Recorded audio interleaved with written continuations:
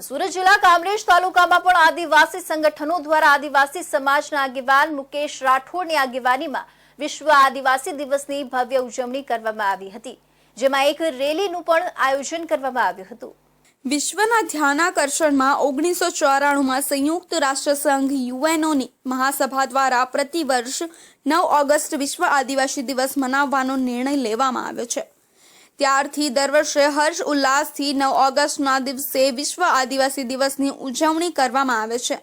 સુરત જિલ્લાના કામરેજ તાલુકામાં આદિવાસી સમાજના સંગઠનો દ્વારા વિશ્વ આદિવાસી દિવસની ઉજવણી કરવામાં આવી હતી, જેમાં બહોળી સંખ્યામાં આદિવાસી સમાજના યુવાનો જોડાયા હતા।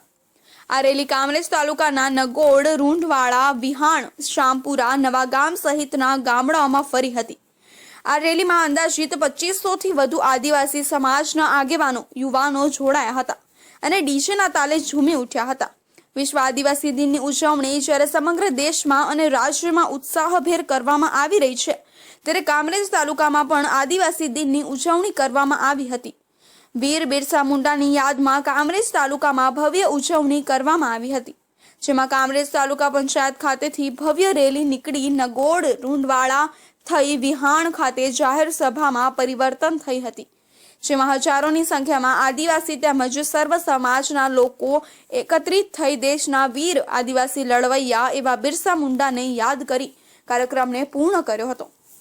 વિશ્વ આદિ દિવસ હોય તો કામરેજ તાલુકા પંચાયતે એકઠા થઈ અને જાહેર રેલીઓ નીકળી હતી।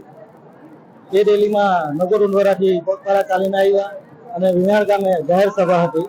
આજે જ્યારે વિશ્વ આદિ દિવસ હોય તો અમારા સમાજના આદિવાસી સમાજના એવા બિરસા મુંડા, જેમણે 23 વર્ષની ઉંમરમાં આઝાદી માટે શહીદ થઈ ગયા હતા, અને એના અનુસંધાને બિરસા મુંડા હોય, ઘણા બધા અમારા આદિવાસી સમાજના નેતાઓ હોય, એમણે દેશ આઝાદ માટે પોતાના પ્રાણ આપી દીધા।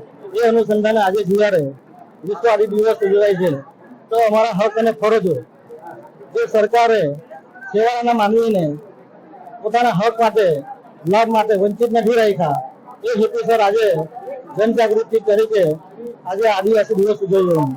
કામરેજ તાલુકાના વિહાણ ગામે આયોજિત સભામાં આદિવાસી સમાજના આગેવાન મુકેશ રાઠોડ જાહેર સભામાં હાજર યુવાનોને આદિવાસી સમાજના ઇતિહાસને લઈને જરૂરી માહિતી આપી હતી અને તેઓએ જણાવ્યું હતું કે આગામી દિવસોમાં આદિવાસી સમાજના યુવાનો શિક્ષિત બને તે અને જ્યારે દેશને જરૂર પડે ત્યારે તેઓ ઊભા રહે, તેમજ દેશની રક્ષા માટે બલિદાન આપનાર આદિવાસી સમાજના મહાપુરુષોને પણ તેઓએ યાદ કર્યા હતા।